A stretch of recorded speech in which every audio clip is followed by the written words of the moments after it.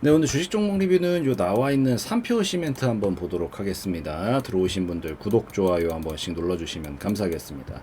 벌써 뭔가 움직임이 되게 오랜만에 막 하락 나오다가 갑자기 좀 뭐 이상해졌죠. 그래서 요거 굉장히 수상한 움직임들이다라고 생각이 돼서 한번 좀 체크도 해보고, 뭐 우리가 노릴 수 있는 타이밍은 언제가 나올 수 있고, 뭐 이런 것도 한번 살펴보도록 할게요.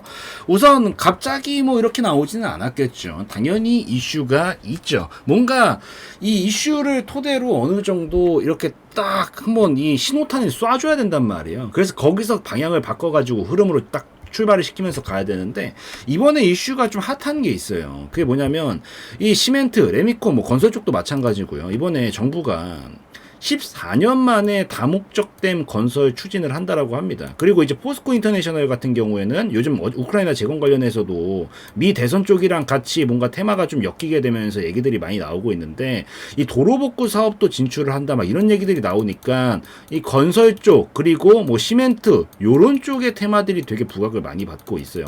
특히나 요거 이번에 다목적댐 건설은 14년 만에 추진을 하는 거죠. 그래서 이 기후위기로 인한 극한 호수와 이런 가뭄에 대비를 하고 국가 전략산업의 용수 수요 등을 위해 가지고 기후 대응댐 수보지 14곳에 발표를 했다라고 하는데, 요걸 토대로 아무래도 어쨌든 이것도 결국 건설을 해야 되는 거잖아요. 그러다 보니까 이런 시멘트 관련된 테마들도 뭐 3표 시멘트를 포함을 해서요, 굉장히 많이 부각을 좀 받고 있는 그런 상황이다라고 볼 수 있고, 우크라이나 재건 쪽도 어쨌든 도로 복구하려면 당연히 시멘트, 레미콘 다 있어야 된단 말이에요. 그래서 이런 부분에 입각해가지고 지금 이슈들이 나오고 있는 상황에서 힘을 한번 불어넣어주고 있다. 우크라이나 재건 같은 경우에는 뭐 앞으로 계속 해결해야 되는 문제이기 때문에 어쨌든 계속 이슈가 나올 수 있는 모멘텀은 충분하다라고 보고 있고, 거기에다가 더해가지고 11월 달에 미국 대선이 있죠.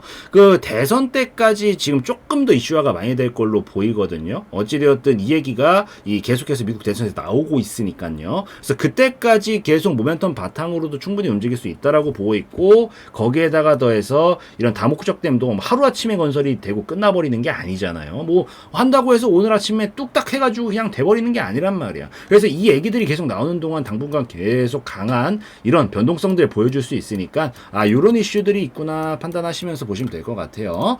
재무적으로는 뭐 당연히 3표 시멘트 뭐 볼 것도 없습니다. 너무 깔끔합니다. 매출액 늘어나고 있고, 영업이익 당기순이익도 계속 흑자폭 잘 내주면서 유보금도 쌓여 있고요. 지금 재무적으로 너무 우수한 모습들 보여주고 있기 때문에, 이걸 왜 설명드리냐면 어쨌든 기본적으로 재무가 좋은 종목들은 최소한 박스권 이상은 유지를 해주겠죠. 아무리 우리가 차트 이런 걸 통해서 기교를 부리고 수익 실현을 뭐 차익 실현을 노린다라고 하더라도 어쨌든 근간은 기업이 바탕이 돼야 돼요. 그래서 기업이 바탕이 되는 이런 종목들은 어찌되었든 꾸준히 우상향 곡선을 그려 나갑니다. 항상 문제가 터지는 이런 뭐 주가가 문제가 생기는 경우들은 보통 이런 재무적인 뒷받침이 안 되는 경우들에 보통 생기게 되죠. 그래서 얘는 지금 봐봐요. 과거보다 지금 못난 게 있나요, 없나요? 지금 상황이 오히려 더 좋아졌죠. 근데 여기까지 지금 과거에도 이 정도 수준을 유지를 해줬는데 지금 완전히 바닥권까지 떨어졌다라고 판단을 할 수도 있을 것 같아요. 그래서 이제 다시 고평가 영역까지 넘어가는 것도 기대해 볼 수 있으니까 그거 좀 체크하시고 보시면 더 좋겠다 말씀드릴게요. 자, 재무는 여기까지 받고 이제 기술적으로 들어와서 좀 살펴볼 건데, 최근에 어쨌든 계속 장기적으로는 박스권을 좀 그려나가고 있어요. 근데 지금 특이한 게 거래량이 몰리기 시작했다라는 점에서 굉장히 이제 뭔가 변화를 암시하고 있다. 저는 초대형 거래량이 나오면 그게 변화를 암시한다라고 항상 여러분들한테 말씀을 드려요. 어쨌든 시작에 뭔가 사람들이 몰리고 뭔가 흐름을 바꿔주는, 여태까지 단기 하락 흐름 타고 있었는데 이걸 바꾸기 위해서는 힘이 필요하고, 여기서 거래량이 몰린단 말이죠. 그래서 보통 이렇게 거래량이 터지고 나서부터 변화가 시작이 되는데, 이 변화가 시작이 될 수 있다라고 볼 수 있는 이 거래량이 터진 위치가 어디예요? 완전히 뭐 신고가 랠리 달려나가면서 터지는 건가요? 거래량이 사실 1대1 물물 교환이기는 해요. 이게 무슨 얘기냐면은 거래가 성립되었다. 거래가 성립이 됐으니까 거래량이 나왔겠죠. 거래가 성립이 됐다라는 건 매수자도 있고 매도자도 있고 서로 교환했다는 얘기고, 결국 매도자도 이만큼 있었다라고 볼 수도 있어요. 근데 여기서 지금 위치를 보라는 거죠. 막 신고가 랠리 달려나간 상황에서 미친 거래량이 터져버렸어요. 이거는 뭔가 차익 실현을 했을 수도 있겠구나, 우리가 좋아하는 그런 주체들이 차익 실현을 했을 수도 있겠구나, 이렇게 생각할 여지가 존재하지만, 지금 완전히 밑에까지 떨어지고 나서 이제 거래량 터진 건데 이거는 어떻게 해석을 할까요? 오히려 우리가 좋아하는 그런 주체들이 오히려 이 자리에서 메리트가 있다라고 생각하고 오히려 준비를 하고 있다라고 판단을 할 수도 있을 것 같아요. 그래서 요 정도 지금 위치가 항상 거래량은 위치랑 같이 봐줘야 되는데 이 위치에서 지금 이게 나왔다라는 게 벌써 변화를 시작을 하고 있다라고 보고 있고 이슈가 지금 뒷받침이 되면서 계속해서 여기서 흐름을 바꿔주고 앞으로 움직임을 만들어 나가지 않을까라고 좀 보고 있습니다. 근데 이 상황에서 우리가 그럼 기대를 할 수 있는 건 지금 어쨌든 간에 박스권이 유지가 되고 있는 상황이잖아요. 근데 이건 진짜 귀에 딱지 않겠어요. 제가 매번 말씀드리는 거지만 박스권은 상단 라인에서 이전 고점 돌파에 실패하면 하단까지 떨어져요. 반대로 하단 라인에서 이전 저점을 살리잖아요. 살려주면 상단까지 가요. 무한히 반복되는 게 이 박스권이에요. 돌파가 나오든 이탈이 나오든 이 시기까지. 자, 밑에까지 떨어졌어요.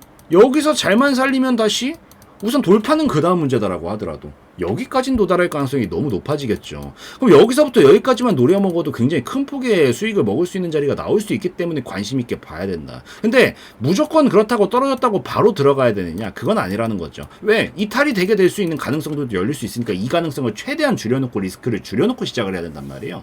그래서 보통 제가 이런 박스권이 나오면 유심히 보는데 여기서 지켜보는 게 뭐냐면 박스권 하단까지 오고 나서 나 여기 진짜 지켜냈다. 나 지금 전에 있던 저점 이탈 안 하고 진짜 여기 살렸다. 나 이제부터 이겼으니까 해볼게. 라고 볼 수 있는 패턴이 필요해요.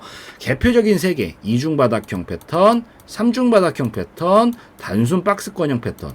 원리는 셋 다 동일합니다. 이게 중요하다라고 하는 원리가 이게 매수 매도랑 힘싸움 하는 거예요. 그러다가 돌파가 나왔다라는 건 매수세가 이겼으니까 나왔겠죠.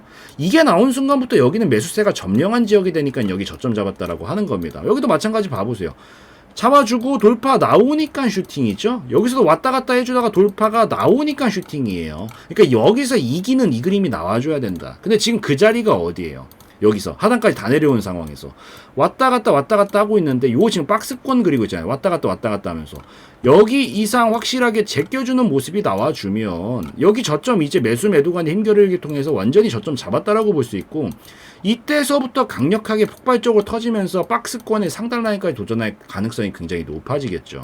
그래서 우리는 이번에 이 박스권을 돌파를 해주는 시기부터 해주고 나면 요 근처에서 안정화되는 거 보고 공략 타점 잡는 게 가장 승률도 높고 가장 안정적으로 크게 먹을 수 있는 자리지 않나라고 보고 있어서 여기 돌파 나오면 그때부터 공략 지점 보시면 됩니다. 자, 근데 이제 오늘 조금 뭐 지금까지 좋은 얘기들 해드렸지만 오늘 조금 아쉬운 게 우선 1차적으로 돌파가 안 나왔어요. 돌파가 안 나오고 꼬리가 길게 달리면서 거래량이 터졌다는 건 어쨌든 매물이 좀 나왔으니까 실패를 했겠죠. 그리고 거래량은 산 쪽만 있는 게 아니라 판 쪽도 동일하게 포함된다라고 그랬죠. 이때 거래량이 이마만치 터졌는데 이번에 이마만큼 터졌다라는 건 뭐예요? 사실 이게 이 매물을 소화하기 위해서라도 찔러봤다라고 긍정적으로 해석할 수 있는 건 맞지만 어쨌든 단기적으로는 이때보다 매물이 많이 났으니까 거래량이 크게 터지면서 꼬리가 달리면서 이렇게 길어지면서 돌파가 안 나온 걸 거 아니에요. 즉 여기가 아직 완벽하게 제압하거나 안정화가 되지는 못했다. 그래서 거래량이 크게 터지면 우선 직후엔 눌림이 좀 나와요. 그래서 바로 가는 게 아니라 제가 봤었을 때 아마 눌림을 한번 더 주고 다시 그림을 만들지 않을까라고 보입니다. 그래서 요 며칠은 좀 눌림이 나올 수 있는데 이상한 흐름 아니고 자연스러운 흐름이니까 요게 싫어요. 만약에 눌러주는 게 싫어? 그러면 지금 자리 분할 익절 해놓고 밑에서 눌렀다가 반등 나올 때 다시 공략하셔도 됩니다. 요거 싫으신 분들은 그냥 지금 익절 바로 하시고 눌러주고 나서 반등 나올 때 공략하세요. 그렇게 보시고 그러고 나서 한 턴 돌려주고 나서 다시 반등 칠 때 만약에 돌파각이 나와주게 되면 4,000원 이상 돌파하는 순간부터는 이제부터는 4,000원입니다. 돌파하는 순간부터는 매수세가 완벽하게 제압한 걸로 판단, 강하게 랠리 치는 게 가능하니까 여기 돌파하는 시점부터 강하게 추세를 칠 거다.